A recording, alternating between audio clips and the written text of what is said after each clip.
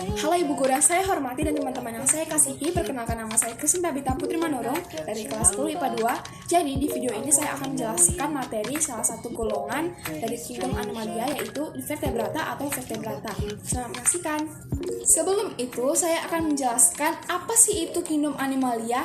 Nah, jadi kingdom Animalia itu ialah salah satu kingdom yang paling banyak dan bervariasi. Dan kingdom Animalia ini dikelompokkan jadi dua golongan. Yang pertama itu golongan vertebrata atau hewan bertulang belakang. Yang kedua itu golongan avertebrata atau invertebrata, yaitu golongan hewan yang tidak bertulang belakang. Nah, jadi di sini kita sudah ketahui bahwa golongan hewan avertebrata atau invertebrata itu ialah golongan hewan yang tidak bertulang belakang. Jadi ciri-ciri hewan avertebrata yang pertama itu ialah memiliki sistem saraf yang sederhana, yang kedua itu memiliki bentuk tubuh yang asimetris atau tidak simetris dan radial, dan beberapa juga ada yang bilateral atau sisi tubuhnya itu berbeda. Yang ketiga itu tersusun atas banyak sel atau multiseluler. Yang keempat itu sistem sirkulasi yang sederhana, di mana sitoplasma, difusi, dan peredaran darah yang terbuka dan tertutup. Dan yang kelima itu ialah sistem reproduksinya itu ada dua, yaitu secara seksual dan aseksual. Di mana seksual itu perkawinan antara gamet jantan dan betina, dan aseksual itu tidak membutuhkan perkawinan. Hewan avertebrata dibagi menjadi 8 kelompok filum. Yang pertama itu filum Porifera, di mana Porifera ini berasal dari bahasa Latin pous yang artinya pori dan ver yang artinya membawah. Jadi dapat kita simpulkan bahwa arti Porifera itu merupakan hewan yang berada di dalam laut dan memiliki pori-pori. Nah, pori-pori pada hewan tersebut juga memiliki fungsi loh, yaitu untuk menangkap makanan yang berupa plankton. Selain itu juga bisa menjadi spons mandi atau alat gosok, bahkan bisa menjadi obat kanker. Sistem reproduksi pada filum Porifera itu ada dua. Yang pertama itu secara aseksual, di mana terjadi pembentukan tunas, gemule atau tunas internal, dan regenerasi. Yang kedua itu secara seksual, di mana terjadinya pembentukan gamet. Jadi di dalam filum Porifera terdapat 3 kelas, yaitu kelas Cacarea, kelas Hesactinellida, dan kelas Demospongiae. Selain itu, kita juga perlu melestarikan dan menjaga filum ini, karena di dalam filum ini terdapat hewan yang menyusun terumbu karang. Contohnya spons. Yang kedua itu filum Coelenterata atau Cnidaria. Nah, filum ini itu berasal dari kata Yunani, di mana coelem itu artinya berongga dan enteron itu artinya perut. Jadi dapat kita simpulkan pengertian dari filum Coelenterata itu ialah hewan yang memiliki rongga pada tubuhnya dan memiliki mulut yang di sekitar mulutnya itu dikelilingi oleh tentakel yang memiliki sel penyengat. Nah, hal tersebut karena tentakelnya terdapat kapsul cnidoblast yang dimana di dalamnya itu terdapat sel nematokis, dan juga hewan ini itu berbentuk polip atau medusa. Dan sistem reproduksi pada filum ini ialah secara aseksual, di mana terjadinya pembentukan tunas dan polip, serta secara seksual, di mana terjadinya pembentukan gamet dan polip atau medusa. Nah, di dalam filum ini terdapat 4 kelas, yaitu kelas Hydrozoa, kelas Chipozoa, kelas Anthozoa, dan kelas Cubozoa. Contoh dari filum ini itu ialah ubur-ubur, Pelagia sp. Yang ketiga itu ialah filum Mollusca. Jadi filum Mollusca ini merupakan hewan yang bertubuh lunak. Nah, di dalam filum ini ada beberapa hewan yang memakai cangkang dan ada juga beberapa hewan yang tidak memakai cangkang. Untuk ukuran tubuh pada filum ini itu bervariasi. Nah, untuk sistem reproduksi pada film ini itu secara seksual, di mana secara internal atau eksternal dan bersifat dioecious atau monoecious. Nah, apa sih perbedaan antara dioecious dan monoecious? Nah, kalau dioecious itu alat kelamin jantan dan betina itu terdapat pada individu yang berbeda. Kalau monoecious, alat kelamin jantan dan betina itu terdapat pada satu individu. Jadi, terdapat 3 kelas pada film ini, yaitu kelas Gastropoda, kelas Cephalopoda, dan yang ketiga itu kelas Phalisipoda. Contoh-contoh pada film ini itu ialah siput, kerang-kerangan, dan Cephalopoda. Yang keempat ialah film Arthropoda. Jadi film ini merupakan hewan-hewan yang memiliki tubuh dan kaki beruas-ruas. Nah, ada beberapa hewan yang hidup di darat dan ada juga beberapa hewan yang hidup di laut. Untuk pernapasan hewan yang hidup di darat itu menggunakan paru-paru buku atau permukaan kulit. Sedangkan untuk alat pernafasan bagi hewan yang hidup di laut itu menggunakan insang.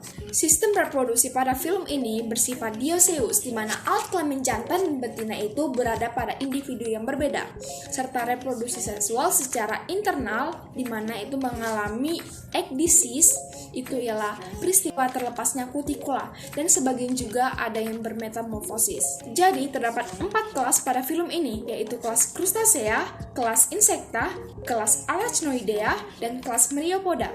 Dan untuk contoh-contoh pada film ini itu seperti serangga, laba-laba. Yang kelima ialah film Echinodermata.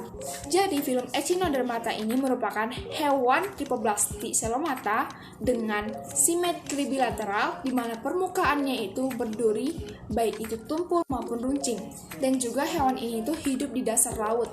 Untuk sistem respirasi dan pernafasan yang digunakan pada film ini itu ialah insang. Dan untuk sistem sirkulasinya itu menggunakan cairan pada rongga tubuhnya. Nah, sistem ambulakral pada film ini itu berupa cincin pusat saraf yang bercabang. Nah, kalau sistem reproduksi pada film ini itu bersifat dioecious dan reproduksi seksual secara eksternal dan dapat juga beregenerasi. Nah, jadi ada 5 kelas dalam film ini, yaitu kelas Holoturoidea, kelas Echinoidea, kelas Asteroidea, kelas Opiroidea, dan kelas Crinoidea. Dan contoh hewan pada film ini itu seperti bintang laut, bulu babi, teripang. Lanjut, yang keenam itu ialah film Platyhelminthes atau cacing pipi. Jadi, film Platyhelminthes ini merupakan hewan tripoblastik aselomata dengan simetri bilateral yang berbentuk pipi dan memiliki sistem saraf. Nah, untuk sistem pencernaan pada hewan ini tuh hanya memiliki satu lubang. Hewan ini tuh hidup bebas di laut, air laut, di tempat lembab, parasit pada hewan dan manusia. Dan untuk sistem reproduksi pada film ini tuh ada 2, yaitu secara seksual, di mana dilakukan secara silang atau sendiri. Yang kedua itu secara aseksual, di mana dilakukan dengan fermentasi yang diikuti oleh generasi. Dan kedua, sistem reproduksi itu bersifat hemofrodit. Ada 3 kelas di dalam film ini, yaitu kelas Turbellaria, kelas Tresmatoda, dan kelas Cestoda. Nah, untuk contoh hewan-hewan pada film ini itu seperti cacing isap, cacing berambut getar, dan Cestoda. Yang ketujuh ialah film Nematelmintes atau cacing benang.